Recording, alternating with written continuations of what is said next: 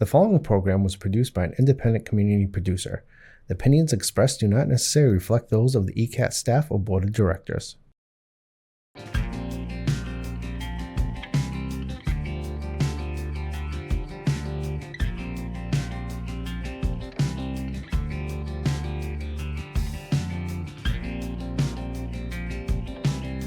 Hey everyone, it's April, and welcome back to episode 5 of Joyful Pouring with April.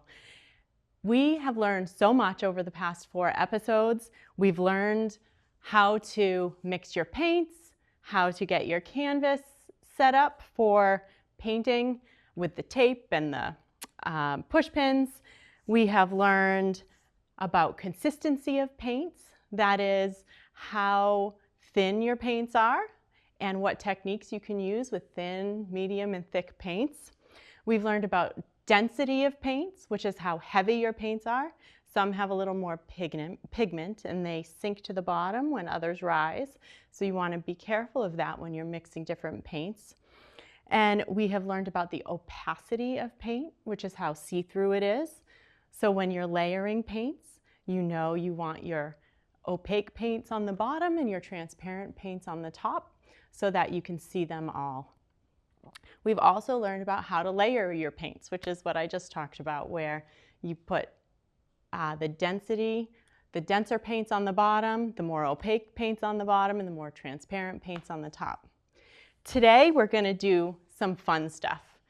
Since we've learned about all the basics, now it's time to start getting into different techniques of fluid art. And there are so many different techniques. There is ring pours, puddle pours, flip cups, colander pours, Dutch pours. There's so many different ways you can do this. There's balloon smashes. And I hope in future episodes we're going to get to demonstrate all of those techniques. But for now, we're going to learn about using different tools in your painting. And today I'm going to demonstrate something called a puddle pour, and then we're going to wreck it. It's going to be really fun. And this is the fun part of fluid art, where you can use different tools to make different designs and really enjoy the process. So some of the tools that you can use in fluid art is a skewer. We're going to use a skewer today. It's just a wooden skewer, and a marble. So we're going to use the marble today. And then some other tools you can use are a blow dryer, a straw, a kitchen colander, a spatula, forks, spoons, palette knives. There's so many different things. Balloons, so many different things you can use in fluid art to create the design that you want and to just have fun. So today we're going to do something called a puddle pour. But before we do that, I want to show you what we created on episode 4.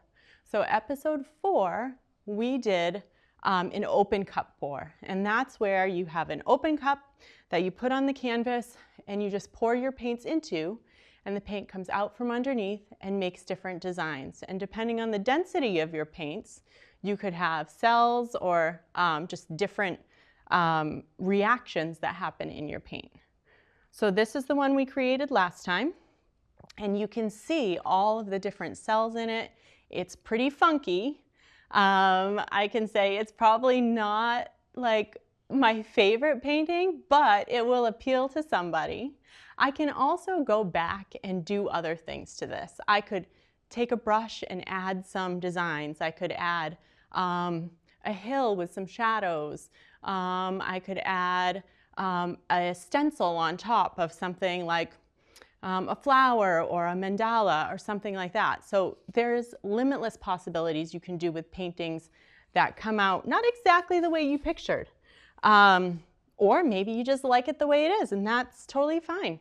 Everybody has a different view of what art should look like, and it's really up to you what you want your art to look like.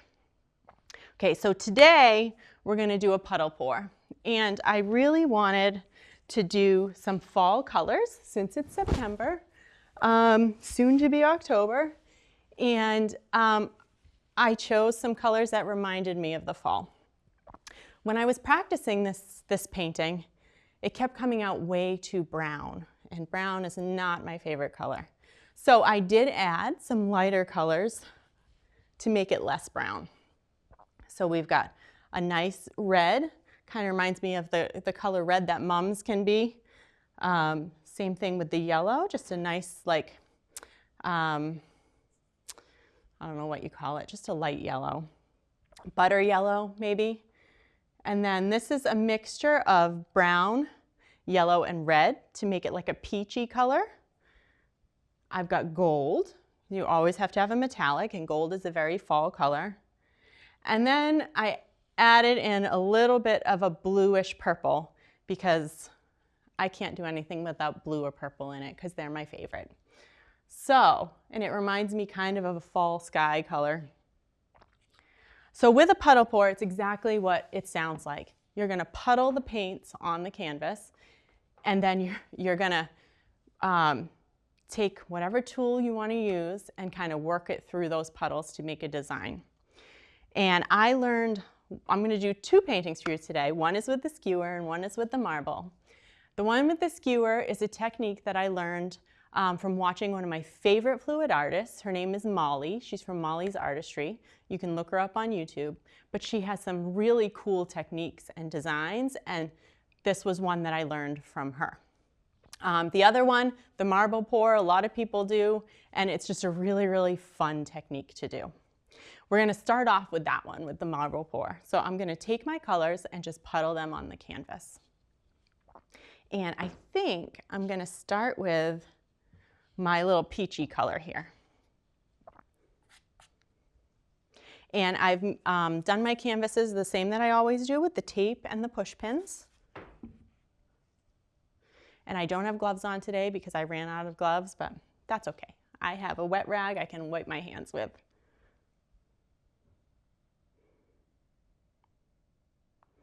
So we just start with, just like I said, just puddling the paints in different spots. You want to try to not put the same colors next to each other so that they can blend with each other and make a really cool design. And these paints are a medium consistency, so not too thin, not too thick. And I can already see a goober in this paint. There we go.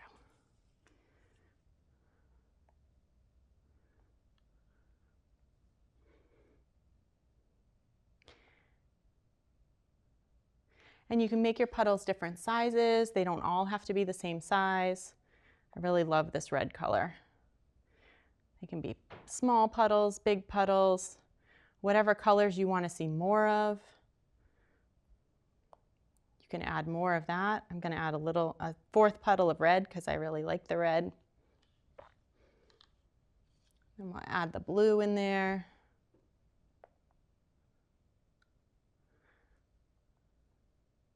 And it's okay if they overlap with each other because you're just going to be combining them anyway in the technique. And let's add one more blue here. Then I'm going to go with my gold. I'm going to put a little gold in the middle here. I love the gold. It just adds like such a nice accent to pretty much any piece you do. I love adding a metallic to every piece that I do, whether it's gold, silver, pewter, copper. Actually, copper would have looked really nice with this too. And I'm just adding a little because gold can really kind of take over. So just doing kind of small puddles of the gold. Okay, so there we've got all our puddles, we like cuddles too, puddles, but there's not a real design to this. It just looks like a mess right now with everything puddled in. But this is the fun part. We're going to take our marble and we're going to put it in one of our paints here, right on the edge. And then I'm going to very slowly tilt my canvas to move the marble around. And it will drag the paints and make a design. Now, the reason I did not put a base color under these puddles is because I did not want the marble to pick up that base color and drag it through all of the other colors. because then it would kind of take over the painting. I really just want some nice swirly lines of all of the paint kind of drag through with each other. And you can do this to your heart's content. You can put as many swirls as you want in it. You can twist it any way that you want. If you feel like there's a big blotch of color that you don't want, you can put that marble through it. If you feel like there's an area you don't want to mess up, but you want to go through something else, you can take your marble off, clean it off, and start it in that area again if you'd like. Now I'm going very, very slowly because the marble could move very fast and go a way that I don't want it to.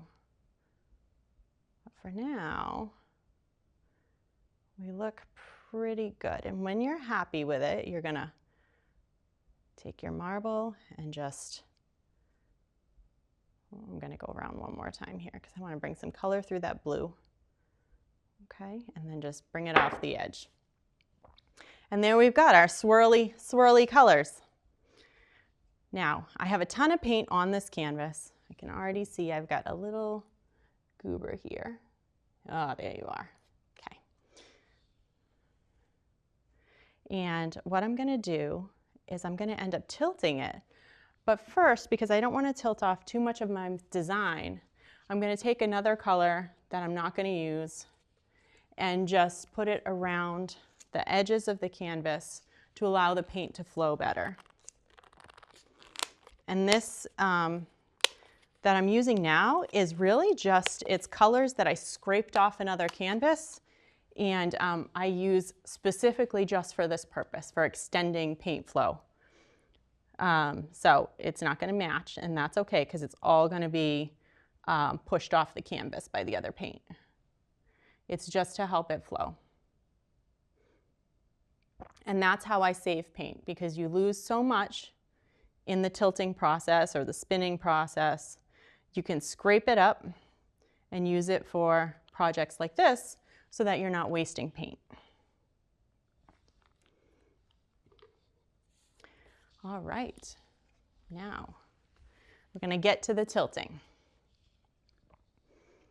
Now I have a lot of blue over here, so I want to tilt some of that off. So I'm going to go that way first.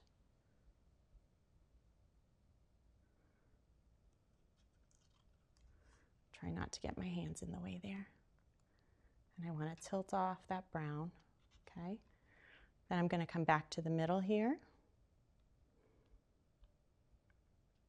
And I'm going to go over to that corner. Get rid of a little of that red there. Just a little, because I do like the red.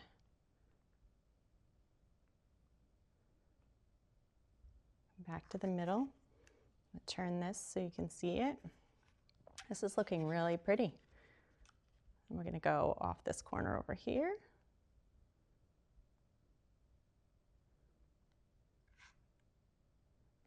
Okay, bring that back.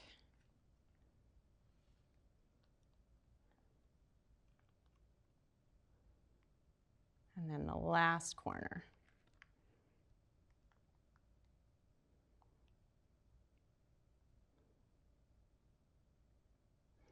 Now this has a lot of negative space, meaning like that blue is kind of the negative space, and I really, really like it. Now I'm just bringing it back to the middle here because I really like the gold and red swirls there in the middle, and so I want them to be the star of this painting. Okay, and there we go. There's our marble pour. It's a really fun technique. You can do it with as much or as little paint as you want. You can do it on just one portion of the painting. You could do it on tiles. You could do it on smaller canvases. You can do it on round, like wood rounds. Whatever you feel like you want to do it on, this technique is really fun and really easy. Just be careful which colors you use, because some colors will just end up looking muddy, especially if you really do a lot with the marble and kind of overdo it. They'll just kind of muddy up with each other. But I find this technique really fun. I definitely don't do it often enough. And I'm going to set this one to the side, and we're going to do our next one.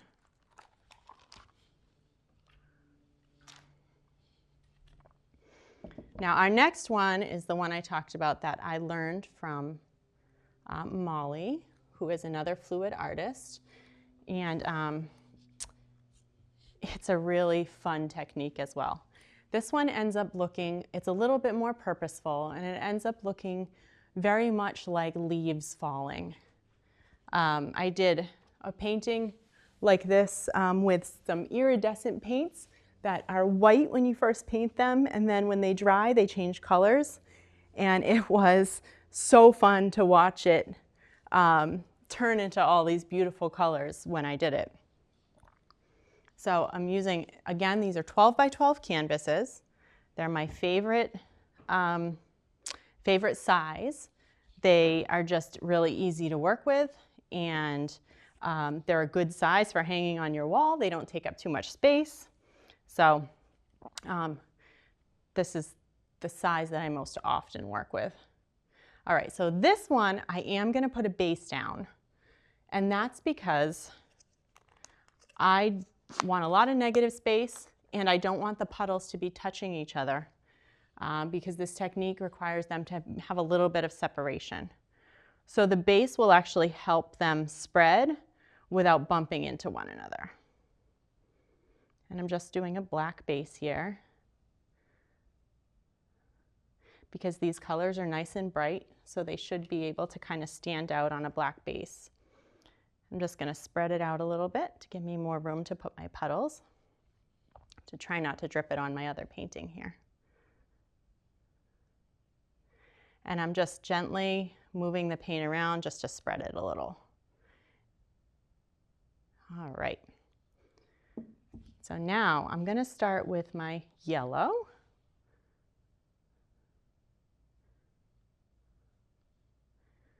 And we're going to make our puddles a little further apart. Like I said, I don't want them to touch each other. They can touch a little bit, but I don't want them to overlap.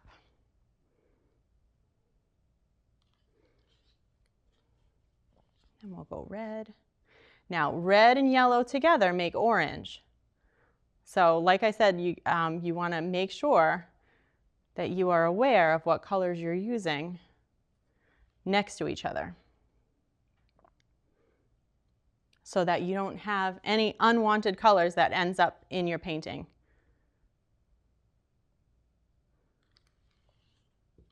Okay. Let's go with our peach, our peachy brown here.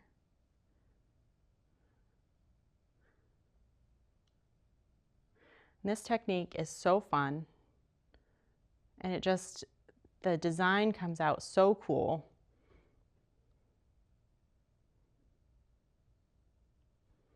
One more. Okay, I've got my blue and then my gold.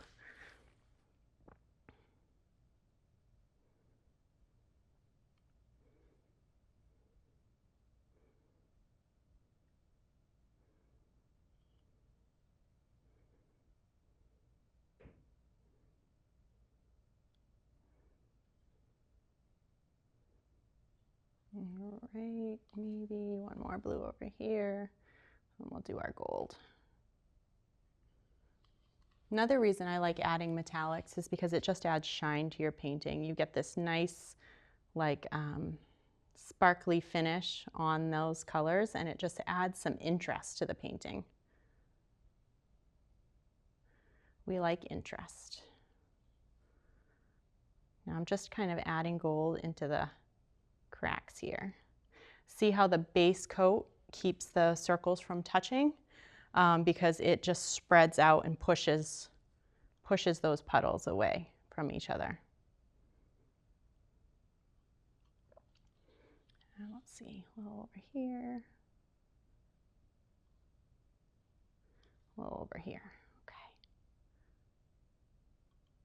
Let me take a peek at this, see what else we need. Maybe a little more red here. And here. All right. I think that looks pretty good. Now I'm going to take my skewer And this is the fun part. And you can do this any way you want. I like to go diagonally, then back and forth, then up and down. I just find that that technique works really well for me, but you can swirl it around, you can do a figure 8, you could do circles, whatever you want to do. Remember, it's your painting.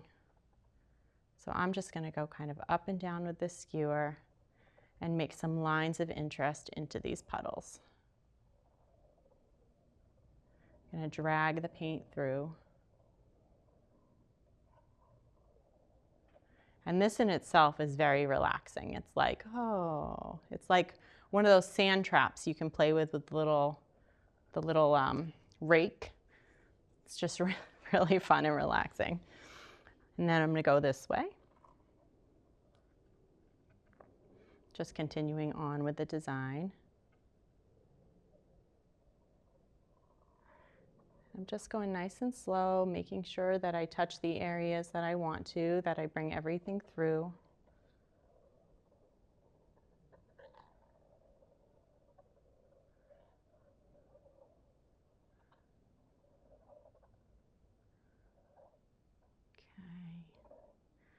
And then I think I'll just do one more. And that will just be straight back and forth, like this. And I'm not gonna make them as close together as the other ones. Now I know it looks a little messy, but it transforms as you stretch it out. That base coat, the black underneath, spreads and gives it a little bit more negative space. All right, so I wanna be careful not to tilt this one too much because I don't want it to get too wonky. So I'm gonna start by going to this corner over here. See it all kind of move that way. You can see I didn't put any kind of flow extender because I really want this to stretch. Okay, back to the middle. Now I'm going to go to that other corner over there. This is already looking really cool. Okay, now I'm going to go back towards the middle.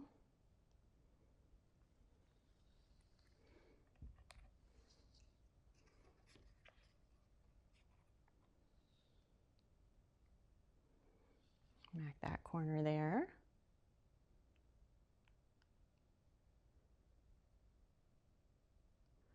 Almost there. There we go. Back towards the middle again.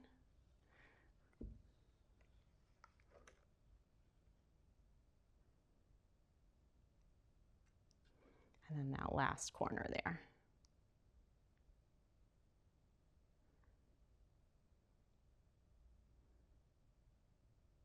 Okay. Now you can see that the design pretty much kept its shape. I do wish I had a little more red in the middle there, and a little less blue, but the gold really looks very pretty the way it came through. And I can stretch this to bring the golden red down and bring some of that blue out of the middle because I still have a lot of paint on this canvas. So I'm going to do it this way. Bring some of it down that way. And then back to the middle. All right. And there you have it. Ta-da! 2 different ways that you can wreck your puddle pours. And you know, they look completely different, same colors other than the base coat on this one. One with a marble, one with a skewer. You could also use a palette knife, your finger, anything that you can pretty much drag through the paint you can use. So next time on episode 6, if I'm lucky enough to do an episode 6, we're going to talk about add-ins to your paint to give them different reactions. And I think what we're going to do next time is something called a cloud pour. And it's where you add satin enamel to your paints. And what the satin enamel does is it pushes the paint and makes it look like a cloud in your paint. So that's my plan for next time. So please tune in. The other thing you can do with this, now that I'm looking at it after I said all that, is if you're not happy with your design, you can always go in and tweak it a little bit. So like I feel like I've got a little too much blue right here. So what I'm going to do is I'm going to take this gold here and I'm going to just try to bring it through and break up that blue.